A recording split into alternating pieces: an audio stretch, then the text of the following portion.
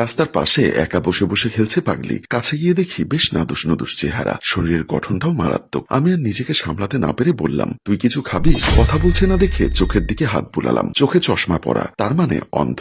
মনে মনে বেশ খুশি হলাম। তুই কিছু খাবি? খেলে আমার সাথে আয়। মাথা নাড়লো পাগলিটা। আমি ভীষণ খুশি হয়ে বললাম, আমি অফিসে যাচ্ছি, তোকে দেখে দাঁড়ালাম, চল তাহলে আমার সাথে। বলে ধরে তুললাম, তাকে ধরে একদিকে নিয়ে গেলাম। পাগলিটাকে ব্যবহার করার পর চারিদিকে তাকিয়ে সেখানকার জায়গাটা ত্যাগ করলাম। পাগলিটা পড়ে আছে আর কাঁদছে। বেশ কয়েক মাস পর প্রতিদিন অফিসে যাওয়ার সময় পাগলিটা সে জায়গায় দেখে যেতাম, আবার সন্ধ্যায় আসার সময়ও তাকে দেখতাম। এইভাবেই চলতে লাগলো দিনগুলি। ভেবেছিলাম সে প্রেগনেন্ট হবে না, কিন্তু আজ দেখতে পাই সে প্রেগনেন্ট হয়েছে। এটা কি করলাম আমি? এখনই মেয়েটার কি হবে তাতে আমার কি? যাক, এখান থেকে কেটে পড়ি বলেই চলে আসি। পাগলিটা আপন মনে আমার যাওয়ার দিকে চেয়ে আছে। একদিন অফিসে যাচ্ছিলাম, এমন সময় দেখি সেই পাগলিটাকে ঘিরে মানুষ জড়ো হয়ে আছে। কৌতূহলবশত সেখানে গেলে দেখতে পাই সেই পাগলিটার একটি পুত্র সন্তান হয়েছে, দেখতে প্রায় আমার মতন। বাচ্চাটি বেশ কান্না করছিল, কিন্তু কেউ থামাতে পারছিল না। আমি সামাজিকতা রক্ষার্থে বাচ্চাটাকে কোলে তুলে নিলাম। অবাক করার বিষয়, বাচ্চাটিকে আমি কোলে নেওয়া মাত্রই তার কান্না থেমে গেল। আমি তা দেখে মনে মনে ভাবলাম, হয়তো বাবাকে চিনতে পেরেছে। পাগলিটার দিকে তাকাতেই দেখতে পেলাম সে আমার দিকে অপলক দৃষ্টিতে তাকিয়ে আছে, আর চশমাটাও নেই, কিন্তু কিছু বলার সাহস পাচ্ছে না। এমন সময় একজন লোক বলে উঠল, কিরে নীলা, লোকটির দিকে এমন করে চেয়ে আছিস কেন? ওনাকে চিনিস?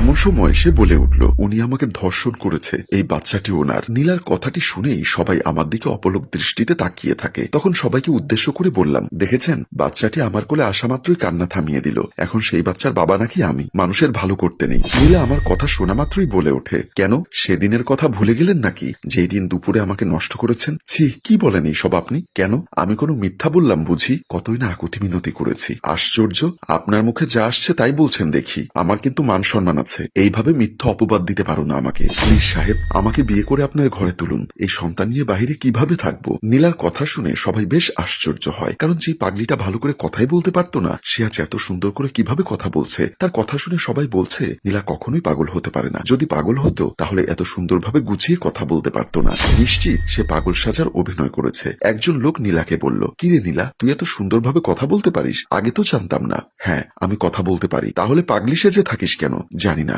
আচ্ছা, তুই যে বলছিস সে সাহেব তোকে ধর্ষণ করেছে, তার কোনো প্রমাণ আছে কি? না, প্রমাণ নেই। তাহলে এমন মিথ্যা অপবাদ দিচ্ছিস কেন লোকটাকে? হ্যাঁ, বিশ্বাস করুন, উনি আমার সন্তানের বাবা। উনি আমাকে দিন দুপুরে একা পেয়ে ধর্ষণ করেছেন। ঠিক সেই মুহূর্তে আমি বলে উঠলাম, আচ্ছা, আমি যদি তোমাকে এসব করে থাকি তাহলে এতদিন বললে না কেন? আজ হঠাৎ করেই বলছো? আমি ভাবছিলাম আপনি আমাকে নিয়ে যাবেন, আমাকে বিয়ে করে বউয়ের সম্মান দিবেন। যখন দেখলাম বাচ্চা হবার পরেও আপনি আসছেন না, তখন সব প্রকাশ করলাম। এবার রাগান্বিত হয়ে নীলাকে সবার সামনে কষে একটি থাপ্পড় দিলাম। লজ্জা করে না একটি ভালো মানুষের নামে এমন মিথ্যা অপবাদ দিতে? তুই রাস্তার পাগলি, তোর মান সম্মান নেই বলে কি আমারও মান সম্মান নেই? ভুল করেছি তোর সন্তানকে কোলে নিয়ে, বলেই সন্তানটি অন্য একজনের কোলে দিলাম এবং পেছন ফিরে হাঁটতে লাগলাম। আমি একটু দূরে আসছি, দেখি নীলা আমার দুটি পা জড়িয়ে ধরে বলতে থাকে, আমাকে বউ হিসাবে মানতে হবে না, কিন্তু আমাদের সন্তানটিকে পিতার পরিচয় দিন। নীলার এমন আচরণে ও চুলের মুঠি ধরে একটি ধাক্কা মেরে সেখান থেকে হনহন করে বাসায় চলে আসি।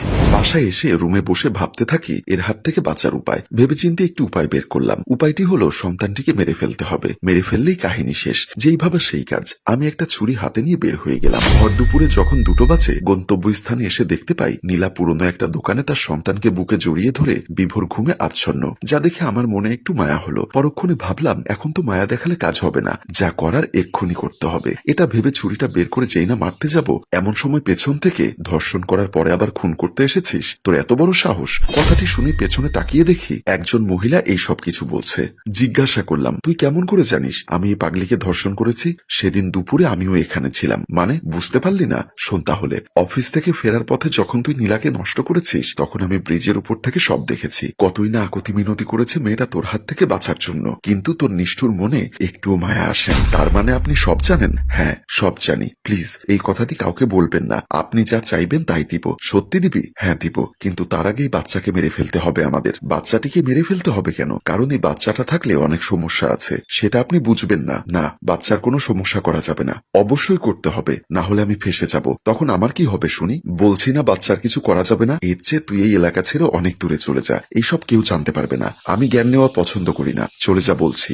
অনেক ফাও কথা বলেছি আপনার সঙ্গে। আপনি এখন এখান থেকে চলে যাবেন, না হলে আপনাকে এদের সঙ্গে মেরে ফেলবো। কি, তোর এত বড় সাহস? আমাকে হুমকি দিস? আমার কাজ আমাকে করতে দিন। আমি কিন্তু এখন চিৎকার করব, খুন করে ফেলবো চিৎকার করলে। আমার কথাটি শেষ হতে না হতেই মহিলাটি বাঁচাও বাঁচাও বলে চিৎকার শুরু করে দেয়। ক্ষণিকের ভেতরেই পরিস্থিতি খারাপ হতে লাগলো। লাগলে সেখান থেকে আমি ভয়ে পালিয়ে চলে আসি। এদিকে মহিলাটির এমন চিল্লাচিল্লিতে নীলার ঘুম ভেঙে যায়। সে উঠে মেয়েটির পাশে গিয়ে বলল, কি ব্যাপার, আপনি চিৎকার করছেন কেন? কেন চিৎকার করছি জানতে চাও? হ্যাঁ বলুন। তোমাকে যে শয়তানটি ধর্ষণ করেছিল সে আজ তোমার সন্তানকে মারতে এসেছিল। যদি আরেকটু পরে আমি আসতাম তাহলে তোমাদের শেষ করে দিত। কি বলেন এসব? আমার চিৎকারের আওয়াজ শুনে পালিয়ে গেছে। আচ্ছা তোমাকে একটি প্রশ্ন জিজ্ঞাসা করি, করুন। তুমি কি সত্যি পাগলি নাকি মিথ্যা নাটক করো? কারণ একটি পাগলি কখনোই এমন হতে পারে না। আমি হলাম একজন। নীলার কথাটি শুনে মহিলাটি একটু ভয় পেয়ে যায় এবং আবার জিজ্ঞাসা করে, তুমি এই সন্তান পেটে ধরলে কেন? নষ্ট করতে পারতে, তাহলে এমনটি হতো না। আমি যে ওনাকে ভালোবেসে ফেলেছিলাম তাই বাধা দিতে পারিনি, কিন্তু এখন তোমার ভালোবাসার মানুষ যে তোমাকে পৃথিবী থেকে সরিয়ে দেওয়ার চেষ্টা করছে। সমস্যা নেই, আল্লাহ বাঁচাবে। ঠিক আছে আমি গেলাম, আমার খুব ভয় লাগছে, পরে আবার কথা হবে তোমার সঙ্গে। আরে ভয় পেও না, আমি তোমার কোনো ক্ষতি করব না, আমাকে বিশ্বাস করতে পারো। তবু আমার বুক থরথর করে কাঁপছে। ভয়ের কিছু নেই এখানে। শোনো, সকালবেলা এখানে উপস্থিত থাকবে। আমি ওর ঘরের বউ হয়ে যেতে চাই, কিন্তু কোনো কিন্তু নেই। যদি না আসো তাহলে তো বুঝতেই পারছো কি অবস্থা হবে তোমার। আচ্ছা আসবো, কিন্তু এসে কি বলবো? বলবে যে আমি নিজের চোখে দেখেছি এই ছেলেটি নীলাকে ধর্ষণ করেছে। ঠিক আছে এখন আসতে পারো। নীলার কথাটি শুনেই মহিলাটি দৌড়ে সেখান থেকে পালিয়ে যায়। এদিকে আমি বাসায় এসে ভাবতে লাগলাম, এখন যদি এই মহিলা সবাইকে বলে দেয় আমি তাদের হত্যা করার চেষ্টা করেছি তাহলে কি হবে? এসব হাজারো চিন্তা মাথায় যেন একটা ঘূর্ণিঝড় সৃষ্টি হলো। সেই রাতে আর কোনোভাবেই ঘুমোতে পারলাম না। সকালবেলায় হালকা নাস্তা করে অফিসে যাচ্ছিলাম। দরজা দিয়ে বের হতেই মা এসে বলল, বাবা আকাশ, আমিও ডাক্তারের কাছে যাব, আমাকে সঙ্গে নিয়ে যা। তোর অফিসের ওখানেই তো ডাক্তারের চেম্বার। ঠিক আছে মা, চলো। তারপর দুজনে বের হয়ে গেলাম। এরপরে মাকে নিয়ে যাচ্ছিলাম। বেশ কিছু দূর আসার পরে দেখলাম নীলার চারপাশে আজও অনেক মানুষ ভিড় জমিয়ে আছে। সেই দিকে লক্ষ্য না করে মাকে নিয়ে যেই নিয়ে একটু তাড়াহুড়ো করে আসতে যাব, এমন সময় মা বলল, বাবা ওখানে কি হয়েছে? এত মানুষ কেন? জানি না, চল না একটু দেখি ওখানে গিয়ে কাহিনী কি। আরে ওইসব দেখার তোমার দরকার নেই, তুমি ডাক্তারের কাছে চলো। আরে দরকার কি ওখানে? এমন রাগ হচ্ছিস কেন? চল না একটু। কি আর করার? মায়ের কথা মতো তাকে নিয়ে ওখানে গেলাম। সেখানে যেতেই মা বলল, কি হয়েছে এখানে? মেয়েটি সুন্দরভাবে উত্তর দিল, আপনার সন্তান এই মেয়েকে ধর্ষণ করেছে। এই মেয়ে কি বলো এইসব? আমার সন্তান সম্পর্কে না জেনে কোনো খারাপ মন্তব্য করবে না। বা সত্যি কথা বললাম, এখন খারাপ মন্তব্য হলো নাকি? মা তোমাকে এই জন্যই বলেছিলাম এখানে আসার দরকার নেই। এসব রাস্তার মানুষ খুবই নোংরা। লজ্জা করে না এমন কথা বলতে আপনার? লজ্জা করবে কেন? আমি কোনো মিথ্যা কথা বলেছি নাকি? বুঝলাম না। আচ্ছা তোমাদের এই রাস্তার মানুষের খেয়ে দিয়ে কোনো কাজকর্ম নেই? ভদ্র মানুষের পিছে শুধুমাত্র লেগে থাকেন। আমার কথা শুনে নীলা বলল, দেখো আকাশ, তোমাকে আমি অনেক সুযোগ দিয়েছি, 10 মাস দেখেছি, কিন্তু তুমি আমার কাছে একটি বারো এসে বলনি নীলা আমার ভুল হয়েছে। নীলার কথায় আমার মা ভীষণ রেগে যায়। এই মেয়ে মুখ সামলে কথা বলবে, আর একটি বাজে কথা বললেই থাপ্পড় দিব। মা চলো তো এখান থেকে। কথাটি বলে তখনই মাকে নিয়ে চলে আসে। মাকে নিয়ে একটু সামনে আসলাম। ঠিক তখনই কেউ একজন বলল, পাগলিটার ইজ্জত শেষ করে এখন মিথ্যা অভিনয় করছো তুমি আকাশ?